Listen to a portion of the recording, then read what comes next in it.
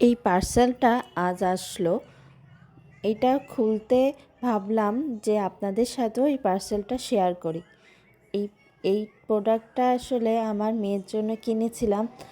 এই যে সরস্বতী পুজো আর কিছুদিন পরেই, সরস্বতী পুজোয় মেয়েকে আমরা আজ আর কি হাতে ঘড়ি দিব, তাই ভাবলাম স্পেশাল করে রাখি মেয়ের হাতে ঘড়িটা। আমি যেগুলোই চেষ্টা করি একটু স্পেশাল করে রাখার আমাদের রাজকন্যার জন্য। এই যে একটা বোর্ড কিনেছি, এই বোর্ডেই ও হাতে খড়ি দেবে। এত সুন্দর হয়েছে বোর্ডটা। আর এই যে এই দিদিটা লিখে দিয়েছে ঋষিকার শুভ হাতে খড়ি। কত সুন্দর বোর্ডটা বলেন। আমি অর্ডার দিয়েছি এক দিদির কাছে, আমি পেজটা মেনশন করে দেব। এই যে দেখেন, আজ এই যে সরস্বতীর বীণা, পুরো এই বোর্ডটা জুড়ে যেন সরস্বতীর একটা ভাব আছে।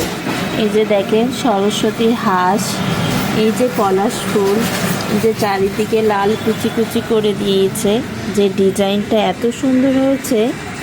এই যে বা দেখেন, এই যে আমার মেয়েটার নামও লিখে দিয়েছে দিদি, যে ঋষিকার শুভ হাতে খড়ি। এত সুন্দর হয়েছে বোর্ডটা, স্পেশাল করে দিতেই হয়, যেহেতু প্রথম হাতে খড়ি দেবে মা সরস্বতীর সামনে বসে আমাদের রাজকন্যা। আপনাদের কাছে কেমন লাগলো ঋষিকার এই হাতে খড়ির বোর্ডটা? অবশ্যই কমেন্টে জানাবেন।